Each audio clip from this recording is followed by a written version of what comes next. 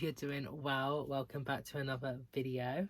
It's going to be a reading vlog and review of this book that I'll put a picture here because every time I try and show it on here it doesn't work, but actually it's just kind of not too bad.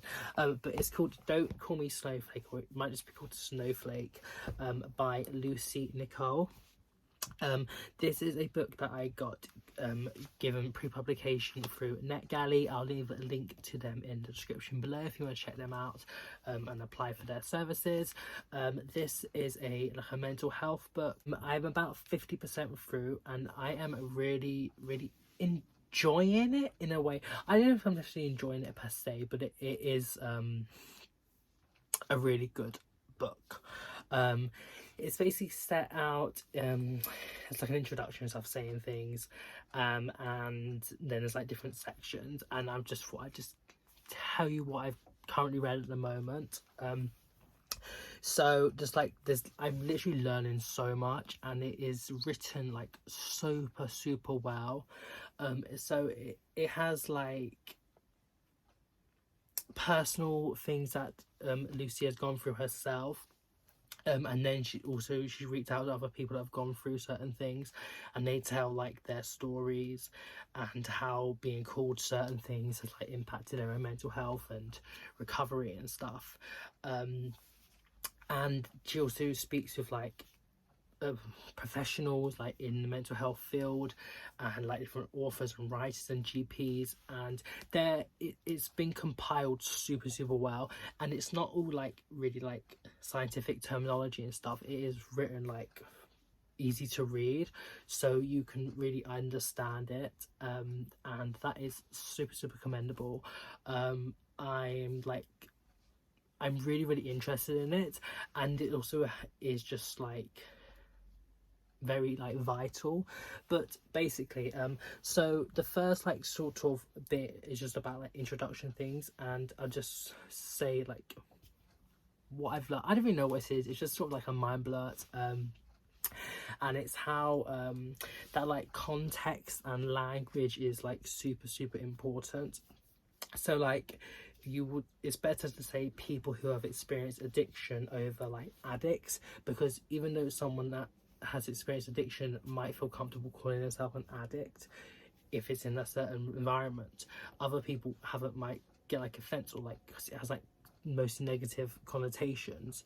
So like sort of like the context of things is really important, and it's great at like breaking down like stereotypes and like mental health language, which is like the major thing, like is mostly important. It's about like the language we use. So the first section is about like attention seeking. Like don't call me attention seeking is how it's mostly don't call me ... and then a certain terminology, and this is about like how like people are maybe seen as like, oh, you're just seeking attention for like chatting about your mental health and stuff, but like it's not, because like it's just not. And then each section is also talks about like another like thing as well that's linked, and this one was about like self-harm, and how people that self-harm isn't just like a cry for help or something. It's like so like really like important, and sort of like creating like stigma around things is super like harmful and like dangerous. And then the second part is about like don't call me like a snowflake, and how like this like idea of like snowflake is sort of like really like weak and like vulnerable, but how in fact people that are able to and willingly talk about their own mental health and bring up like important like societal problems and stuff and actually address things, it's actually really strong. And it's not like weak because you're literally like, you're not holding it back, you're actually talking about stuff, and it's sort of like the other way round really. And it's just because these people that say like, oh, Snowflake generation, all this stuff, they're just like, they don't have an actual answer, they don't have a response, an argument, so they just try to belittle you, but like you're the one that's actually showing bravery. And then this one links about how like resilience is a really like important thing, and it's not about just like coming into work every day and stuff. It's about, because that could be not beneficial over a long term, and different things like that, and how like it's sort of like something to build up and come back to and things. Then the next part is about like how like, oh, don't call me miserable, or like, you know, people like joke like, oh, who's miserable today, who died, or why the sour face and stuff like that, and how this sort of like stigma, and how it's just like, oh, just cheer up, you know, put a smile on your face, when someone is like dealing with like depression and things, is really unhelpful, because it sort of just like diminishes the thing. And although like you might not want to be around someone that is like depressed or something, because you might think there's no reason, but the fact that that person has depression is reason enough. They don't actually have to like explain it for you. Like, you're not like deserving of an explanation for why someone is feeling down. They're just feeling down because that is how their brain chemistry is working at that moment. And then here she talks about like antidepressants, and how they can be really helpful for some people, like detrimental for other people, and how like different types work in different ways, and like she talks about like how they actually work and like the science behind it, but and also a lot about like stigma, and how like a lot of people are reluctant to start taking them because they think they're like happy pills, or like, you know, things like that. But they're not happy pills. They don't make you feel happy, they don't make you feel elated. They just, it's more about like rebalancing your like neurotransmitters and like brain chemistry. So yeah, that was really like interesting. And the next part is about people like being like work shy, and how like sort of like workplace gossip, how like if you take off mental health, like take a day off or something for mental health, people think you might just like skive in, and just like it's not like as worthy of being addressed as like a physical problem. Now, even though she was like quite open about her mental health in like a blog, at her workplace she said that she couldn't come in for like stomach problems, and how she felt it was more like acceptable to like talk about like having like the shits than it is about problems in your mind. So that sort of like culture, and also talks very well about like workplace culture, and a term I haven't like heard of, presentism, about how like you kind of like feel a need to like constantly play like working to show that you are worthy of like the job, and like to show your like commitment in a way, I guess. So that was quite like interesting, and how different like employers and workplaces, even though there is some things they do, that the actual, if the culture's not right and the ground like work isn't there to help employees and like managers and stuff, then these initiatives don't really work. They're just like sort of just like a plaster, but there's not actually like helping the underlying issues. So that was really interesting. And then the last part I've just read is about like the Don't Call Me Psycho. It specifically talks about how like there's so much like stigma and like fear of like psycho conditions. It obviously talks about like psychopathy versus psychosis, and how they are like super different. And even though psychopathy is like when you lack sort of like empathy, and like you're sort of like calculating and stuff, you don't always enact on like violent things, or you don't always like need to be fearful. It's just like, it's something that like people actually need to address and work towards like helping. And then like psychosis, which is like people are like so like afraid of like saying that they have psychosis, because they think people are just gonna be like, oh yeah, you're gonna kill me, or like you're gonna stalk me or whatever. But like, no, psychosis is like when you have like hallucinations and like different like things that aren't actually like happening.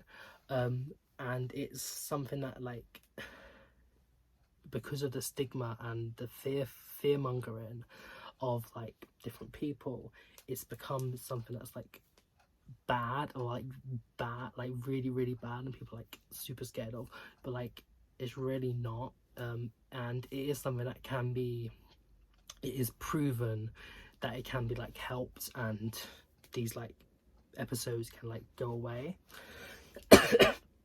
And then also talked about like schizophrenia and like the other causes of psychosis, and then how like so many people are like so scared of schizophrenic people because they think they're like split personality, but it's not like, is that, it's not that, it's just about how like the media portrayals and like different like language and things that have like really corrupted the way we see and talk about different mental health conditions. And yeah, I'm really really enjoying it. I mean, I'm enjoying learning it, and there's clearly so much like passion and knowledge put into it that is very commendable. It's just obviously not the nicest topics, but it is very readable, and I'm loving like the examples and how that is like a case study of like the Killing Eve character Villanelle in the like psycho section. So I've been reading more of Snowflake, and it's so weird because since I was like reading it, and then my mum was like, come like see outside, it's snowing. I was like, in the UK, in London, snow? Okay, that's kind of weird. But let me quickly show you a video of the snow outside my window that's settled now. Okay, the quality is for some reason really really bad. I don't know why. Oh, that's a bit okay.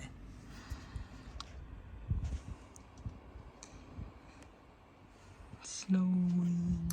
I thought it was fun. So yes, I'm gonna try and read a bit more, and then I'll give you another bigger update soon. Welcome back. So I finished Snowflake while the snow was flaking outside. It's stopped now. It's just, it is super super cold, but I thought I'd let you know about what the other half of the book was about. So after the psycho section, it was on Don't Call Me Neurotic, and then this probably went about the stigma around anxiety disorders, like health anxiety, like hypochondria, OCD, PTSD, they're sort of like different anxiety things,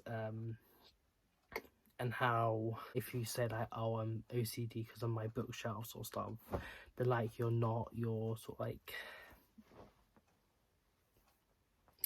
making it like a very debilitating mental health illness. Like you're not letting it have the gravitas that it actually does. And yeah, and then this section has like her own like personal story, because her main like mental health problems was to do with anxiety, so that was quite like a personal exploration.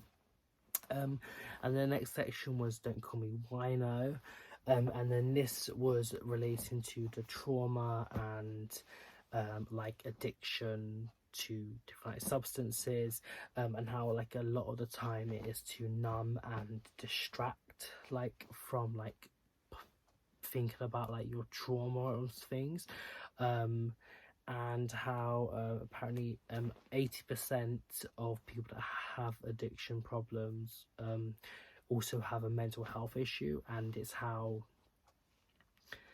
they sort of use it as a coping mechanism, and like nobody wants to like be an addict, like literally, like no, but there's so much like stigma, and like people think like, oh, it's people, they go down that path themselves and stuff, but a lot of the time it's because they haven't had the opportunity to actually deal with their underlying like mental health issues, that need to be like treated first. And like a certain quote is, all too often symptoms are being treated, but the core problems are not. So like that sort of like way, and how like there's a lot of like stigma about like people that have suffered like from addiction, and how like they might get treated for like certain things or not given the adequate support they need, because the people that are meant to be helping them just see that like, oh, they're high, or you know, things like that, and they're not actually dealing with the root causes that is led them to that way in a way. So that was quite like interesting section. And then the next bit was about Don't Call Me Vain, and this was specifically about like eating disorders and like different types. It's quite a short section, but it was quite like interesting as well, especially and in like the way it impacted certain people. It said about how many like men were like sort of like belittled by like people in the mental health environment, sometimes because it's seen as like a white young female condition usually, but like all mental health issues, it is indiscriminate, and men obviously do get like eating disorders, and this is totally unrelated, but in the Heartstopper series, which I absolutely adore, the eating disorder like plot line of Charlie, I think is handled really well. How he like deals with like thinking about a thing like food, and like wanting to be away from certain situations and stuff, and also how like different people reacts to his condition in different ways, some being less supportive, some being more supportive, and yeah, I think that is portrayed really really well. That's just a little side point. And then the next part was about being like flawed, and this was to do with like personality disorders, specifically about how like labels of like having a personality disorder can like really impact like the stigma around it. And this is especially prevalent with like within the mental health services, and it's not always because like they've just, the practitioners don't care, or they just see that like, oh, you have borderline personality disorder, like there's no hope for you, because like it is a much more difficult condition to like treat and help.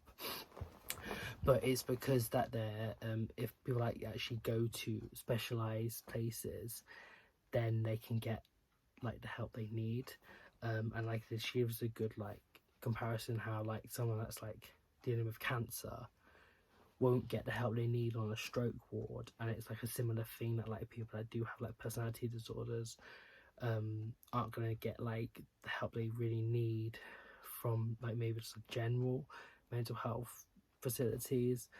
So that was like very like interesting, and how like people can find comfort in labels, knowing that like this is the reason there's certain things are about them, but a lot of the time they don't want to have them because of so much like stigma around them, and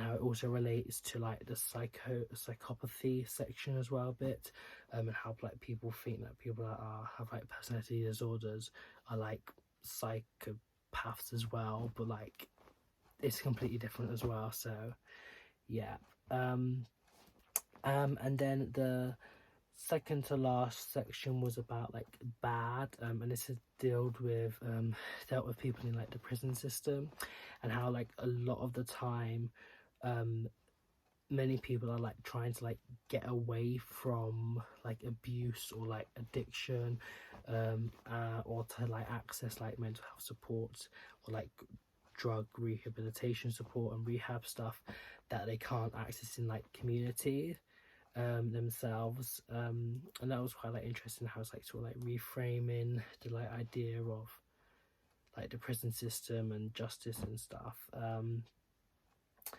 and also dealt with how like the lack of services in prisons and also like internal stigma about how prisoners don't, especially among male prisoners, they don't want to be seen as like weak if they talk about like their mental health and stuff. And it's the same as also with like prison guards and stuff, like if they're like too soft or whatever, they like might be taken advantage of. So that was like quite like interesting about how like it's an internal thing. And then the last section was on like asylums, and how like some people will like think of psychiatric hospitals and like inpatient care as like straitjackets, padded cells, all like these like media portrayals of like bygone age like asylum culture and like freak shows and stuff, like which hospitals aren't like that anymore. And how even if there is some like documentaries about psychiatric hospitals, they sometimes they want to get an angle, so they're gonna show like ones that like the patients are being mistreated and stuff, and not the ones that like actually really helping, because he doesn't like really have much of an angle. So that was really interesting. And then also about how people that have like spent time in certain sections, they're like none of them would pick a padded cell as like relating to a psychiatric hospital, but like people that haven't spent time are more likely to like connect the two. And how like people might not want to go to certain ones because they have an internal like fear that like, oh, they're going to be like sectioned and like they're going to have like experiments and stuff. So that was really interesting. And yeah, so that was like all the main sections that the book covers. And I think it is done really, really well. I would totally recommend it. Obviously it does deal with a lot of like trigger warning topics, but that's just because the nature of a mental health book. But it is compiled really, really well. There is so much like passion and just like effort put into it, with like personal anecdotes and like people's like stories and like advice from professionals.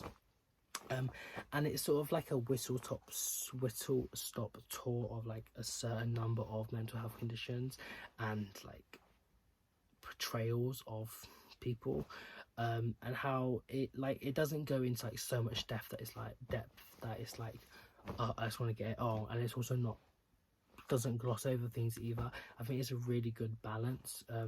And at the end she lists loads of different like resources and stuff that you can find out more information on certain things.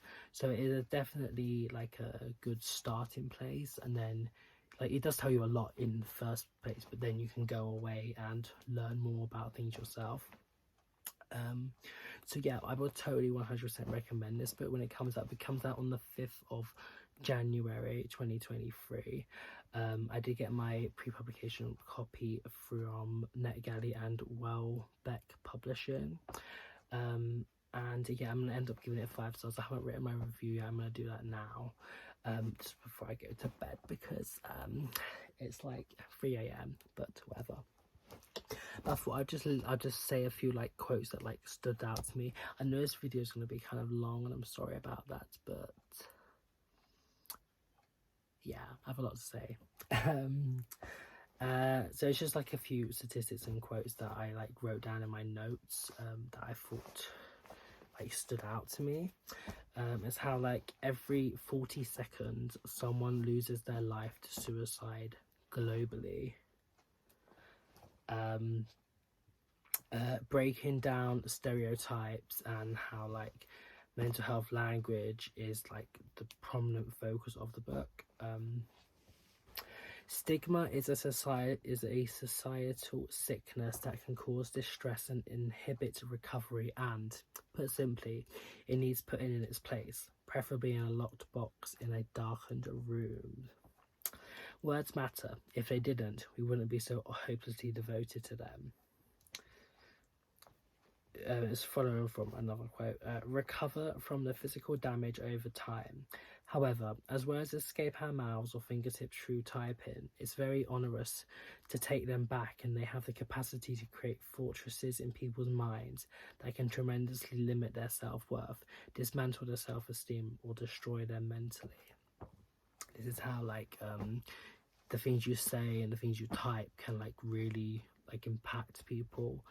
And, like, even if you don't think it is at the moment, like, you need to, like, put into their frame of mind more. So yeah, calling someone a snowflake, it comes across as being on par with a toddler screaming "I hate you" because they've been caught stealing midget gems. And this is so true. It's just like a way of being like, oh, snowflake, whatever, like, I don't have an argument, I don't want to hear you, blah blah blah, but like, and she also says that we need to, like, reclaim the word, and I'm all here for it. Like, I'm a snowflake, whatever. We're all unique, we're precious, and yeah, whatever. I don't care. I do, but, like, I shouldn't. Resilience is actually a byproduct of being well supported. The more meaningful connections you have in your life, the more resilient you'll be. It's really good. Like, you need to have, like, many connections and things, and yep.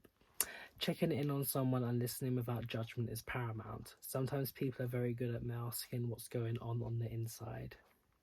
So true.